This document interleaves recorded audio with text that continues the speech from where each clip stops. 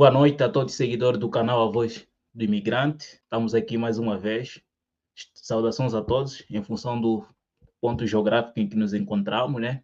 Hoje trouxemos assim um tema do âmbito social, né?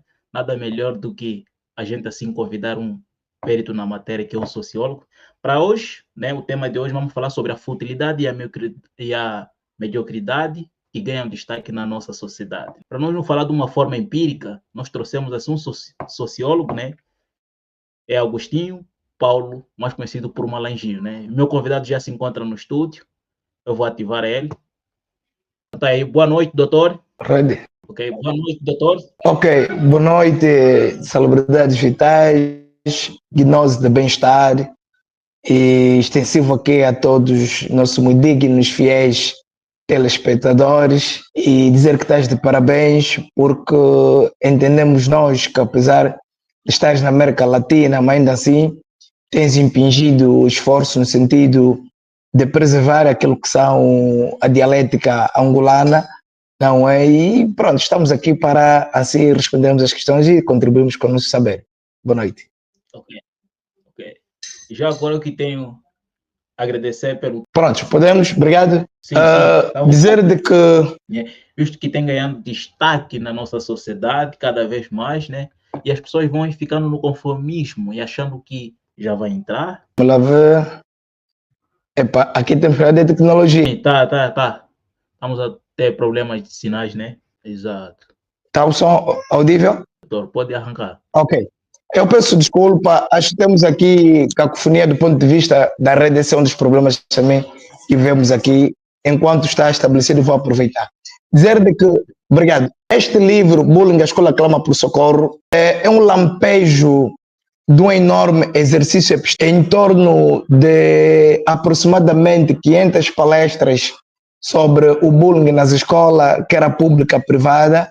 Sabemos nós que o bullying é um fenômeno social transversal e que muitas das vezes as vítimas são submetidas a pressões do foro psicológico, físico e material, não é? E também aglutina-se com o bullying e também sexual.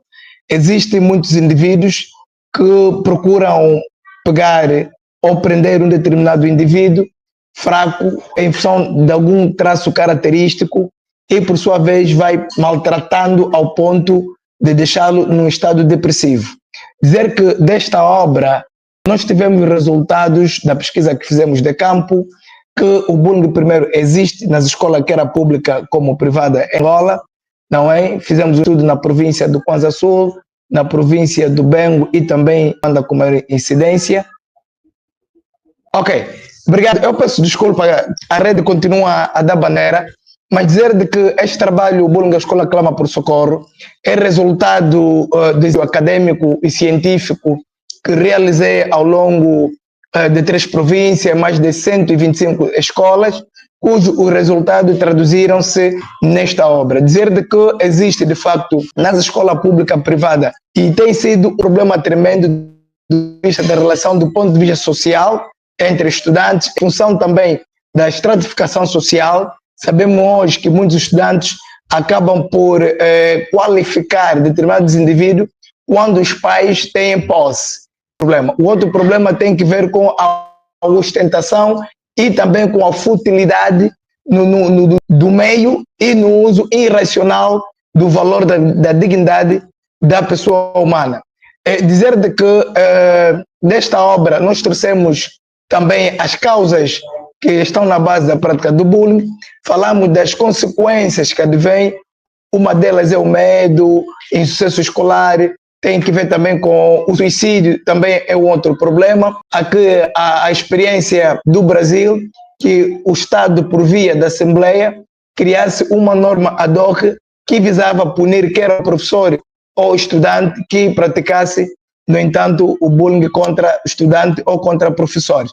Dizer de que é um lampejo que até aqui está a ser consumido, não é? Porque fala-se muito sobre o bullying a nível do país, mas que, infelizmente, temos ainda poucas literaturas que falam sobre esta temática e então achamos nós de que seguimos até essa altura e realizar palestras e também assim fazermos a apresentação dessas obras nas escolas que por outras vias não tinham ainda o acesso à mesma. Aqui temos a imagem do lançamento desta. Entendemos nós, enquanto acadêmico social, devemos olhar para os fenômenos sociais que apoquentam a comunidade, trabalharmos no sentido de, no entanto, gizarmos aqui as medidas de prevenção que possam servir de instrumentos para moralizar a comunidade no sentido de praticarem o bem e abdicar-se. Ok, muito obrigado. Doutor, o que levou, na verdade, para lançar e elaborar um tema desse como bullying? O que o doutor analisou no contexto social, somente em Angola, visto que o bullying não é só em Angola, né? É a nível mundial.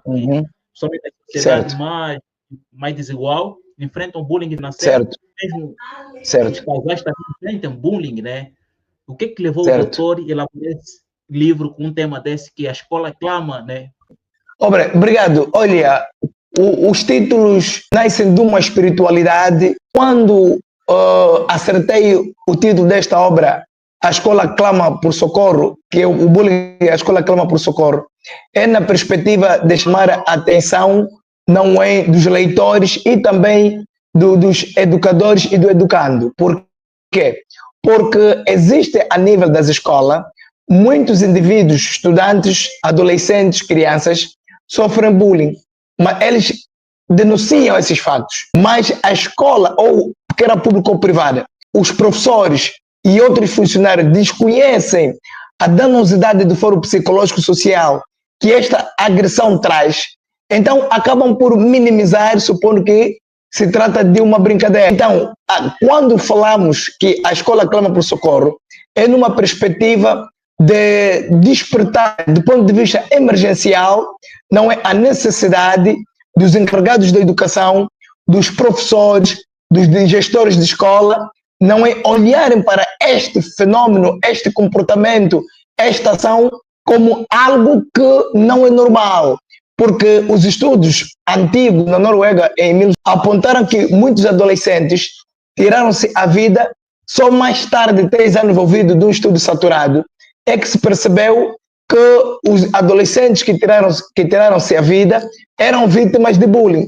Nós, em Angola, também temos relatos de indivíduos que apresentam algum comportamento que não seja do glório do próprio pai, tipo, é alguém que retarda do ponto de vista acadêmico, é alguém que não se enquadra ao comportamento modelo do filho do vizinho.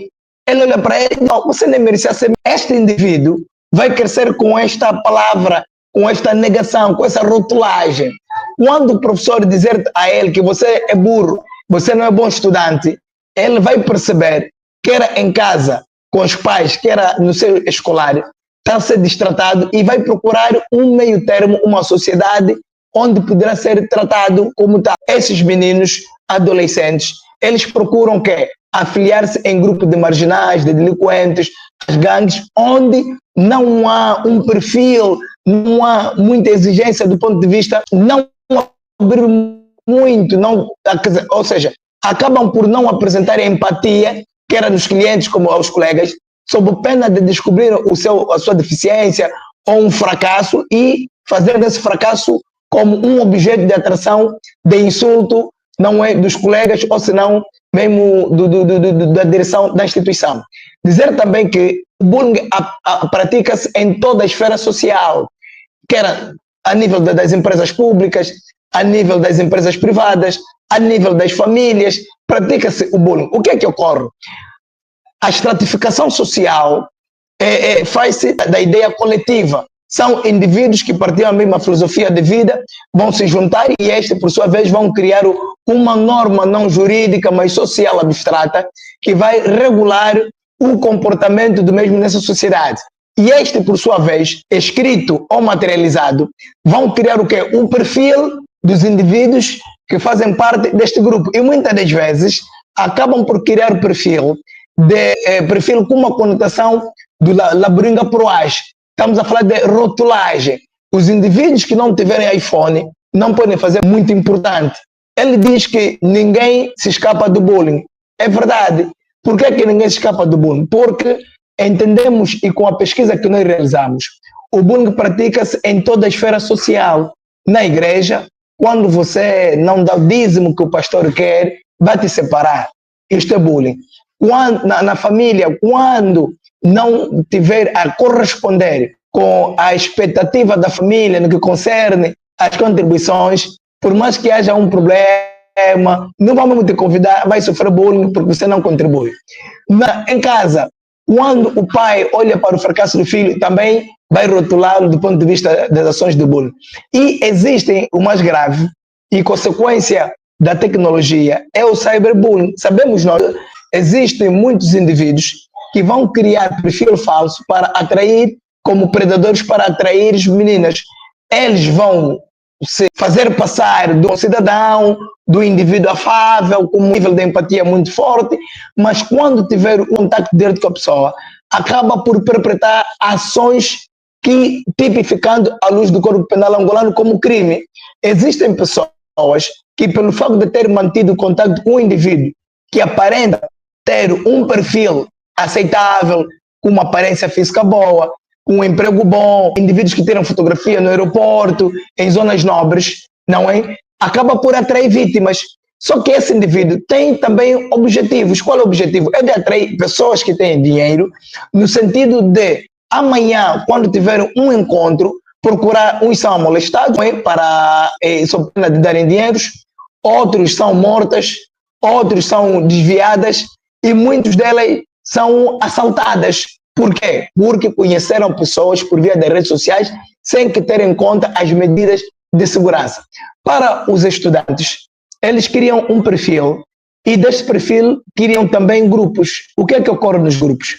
A nível da turma, ou se não da escola, eles vão criando naqueles estudantes que apresentam características diferentes. Estamos a falar de um indivíduo com uma capacidade física corpórea avantajosa, um indivíduo forte, não é? Vão criar caricatura, vão publicar no grupo. Aqueles indivíduos que usam óculos ou se não magros, vão criar caricaturas, vão publicar no grupo. E os comentários que vão prestar ao longo das publicações que vão fazendo, vai ferir consideravelmente o perfil, o temperamento, o caráter do indivíduo. E o que é que ocorre como consequência? O indivíduo, se for muito inteligente, acaba por não desenvolver as suas capacidades intelectuais, sob pena de sofrer novamente o bullying, vai se retrair. Ao se retrair, começa a adquirir aquele momento de medo a desenvolver o suicídio, que é o último estágio de quem sofre, de facto, as agressões, quer do ponto de vista verbal, físico, material, cyberbullying e sexual, não é nessa esfera do ponto de vista da tecnologia. É um problema grave e que há uma necessidade do Estado, de facto, criar. Isso que o doutor acabou de dizer, por exemplo, doutor, vamos lá supor, alguém que não tem uma autoestima em si, que essa pessoa fica a dizer que eu sou feio, a pessoa não vai aceitar de mim, será que essa pessoa também pode se considerar que ele tem bullying dele? Exatamente, exatamente.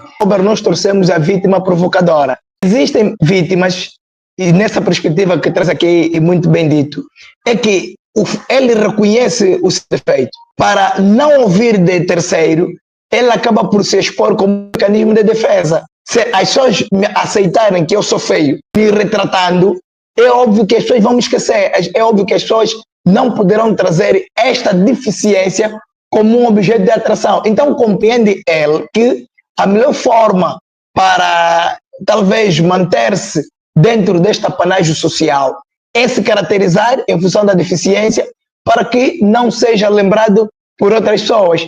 Existem pessoas que nem sequer estão a falar dele, nem sequer é o objeto de estigmação, mas ele próprio vai começar a se estigmatizar. Olha, eu tenho orelha grande, eu sou feio, eu sou isso, eu sou aquilo. Estas palavras poderão, de certo modo, não ele talvez demagoá-lo ainda mais como o indivíduo sente-se ferido.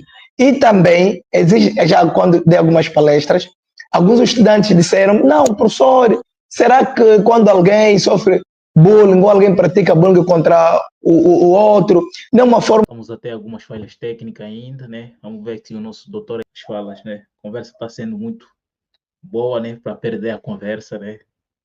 Vamos ver se a gente tem mais um pouco de paciência, né?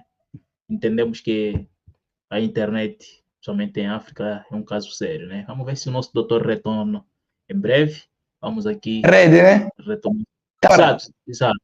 é a rede Sim, pode retomou. dar. Ok, exatamente. Eu dizia de que existem pessoas que entendem que praticando bullying é uma forma de despertar, não é a deficiência de alguém e que esta pessoa deve superar-se. Não.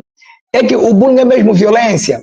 Quando você diz no colega você é feio, você é deficiente, você é burro, estas palavras farão com que, e outra coisa mais, aqueles indivíduos fortes que não aguentam suportar a carga do agressor de bullying acabam por praticar psicológico ou se não de agressão física. O que é que ocorre?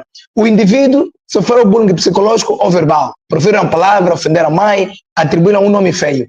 Ele, por facto de ter uma capacidade robusta física, vai automaticamente lutar. Ao lutar, acaba por desferir golpes e que desta consequência advém, uns acabam por tirar a morte de outro por conta do caso de bullying verbal ou físico, outros acabam por criar ferimentos da integridade física. Tudo isso pelo facto de que começou numa suposta mera brincadeira e o agressor compreende, ou a vítima compreende, que deve defender-se do agressor do bullying, porque os mal que o mesmo vem vivido já passou aos limites.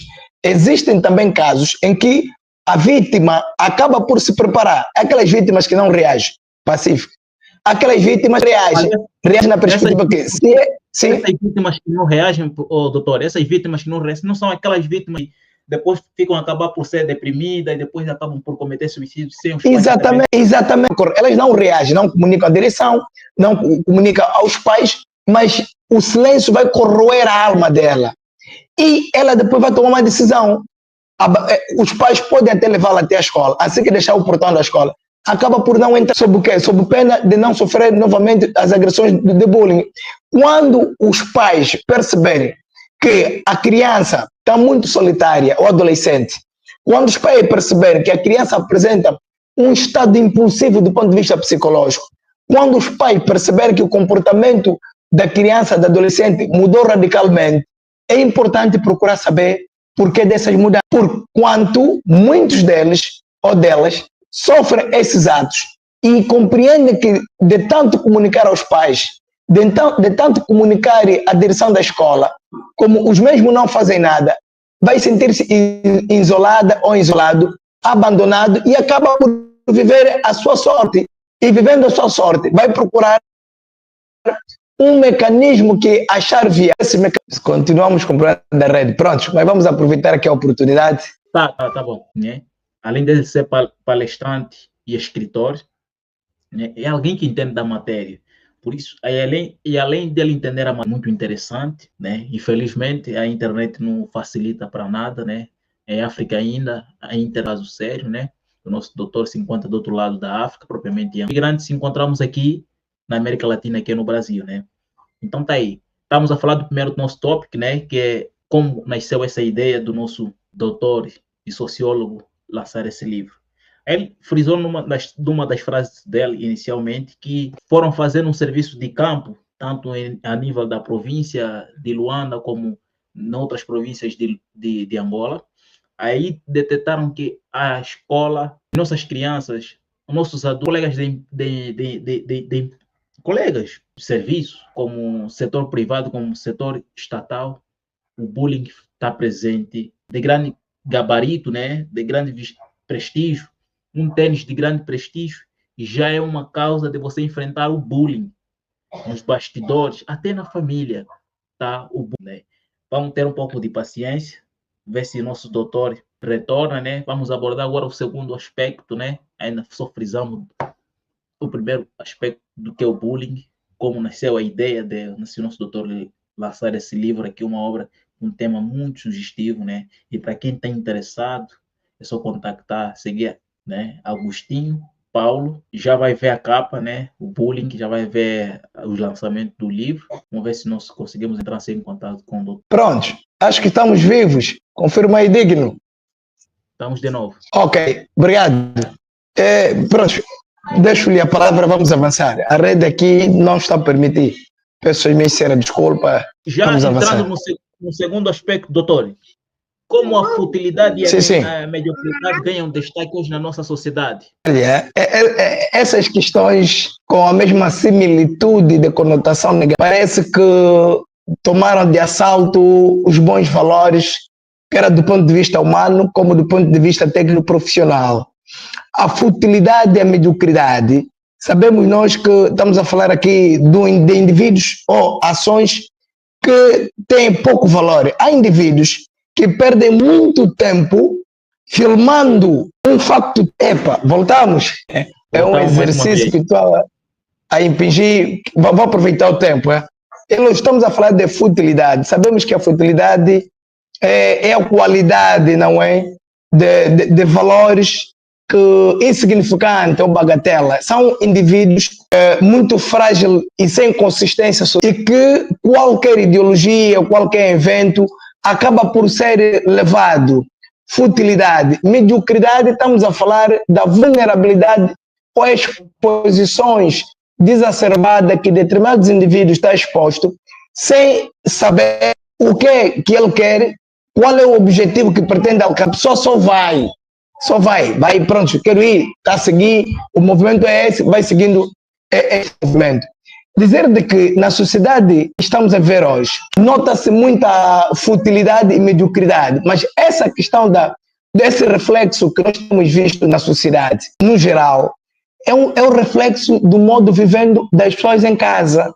O que é que os pais, na socialização primária, ensinam aos filhos? Nós entendemos que os pais têm a responsabilidade de instruir, de educar, orientar, não é, o seu petis, para que amanhã, quando se tornar adulto, tenha consistência de viver, tenha consistência de sobreviver na diferença, sem que corra antes do tempo. É importante que as pessoas cresçam compreendendo o processo. A vida faz-se na base do processo, mas o medíocre é aquele que está no sinal de subtração de forma fraudulenta. Por quê? Porque a mediocridade nos leva à futilidade a este ponto. A outra questão de que o caráter, exatamente, esta imagem que está a refletir aqui, vê uma criança, quer dizer, uma adulta a se expostar diante de uma criança, presume-se que numa gravação de vídeo, não sabemos qual é a objetividade real desta senhora que aparece aqui na nossa tela, mas estamos diante de uma futilidade ou de uma mediocridade na perspectiva de pertencer a um grupo de dançarinas e acaba por se expor do ponto de vista moral, não é? Imoral, por conta, às vezes, de um pagamento de valores que não vai conseguir resgatar aquilo que é o caráter que ela teria enquanto pessoa. A falta de ambição, acho que vamos voltar. Ok, voltamos. Exatamente. Dizer também que um medíocre, um indivíduo fraco na perspectiva que de forma de per si não consegue lutar, não consegue alcançar os seus objetivos, é um indivíduo que tem autoestima baixo, não consegue olhar para outro lado da geografia. Um camarada medíocre é aquele que se conforma com um estilo de vida que não lhe diz respeito, quer dizer, é um camarada que olha para a vida de forma natural, sem preocupação, o pai paga, o pai dá, o amigo dá, fica na âncora da dependência dos seus próximos, da mãe. Um medíocre é aquela pessoa que vive do nepotismo, quer dizer, ele não sai para lutar com a vida, mas ele espera que alguém lhe catapulte do ponto de vista social. Não, meu tio está ali, ele é que vai me arranjar emprego. Isso é mediocridade. São indivíduos que querem viver a vida de forma fútil, sem medir esforço, sem ter o plano de vida, sem ter os objetivos de vida. Ok, estamos a voltar. Peço desculpa, é a rede. Posso falar, né? A rede aqui não está... Ok, obrigado. Então, dizia de que a mediocridade tem a ver também com falta de perspectiva de vida. O nepotismo é um dos fatores que acomoda os indivíduos na mediocridade. A comparação de um estilo de vida ao outro faz com que o indivíduo torne-se fútil quando não tem uma educação sólida. Eu posso, mas não vou querer viver a vida do indivíduo que o pai tem possibilidade. Eu não posso. Eu devo aceitar a minha realidade, devo trabalhar no sentido de ultrapassar as dificuldades. Eu tenho que suar a camisola.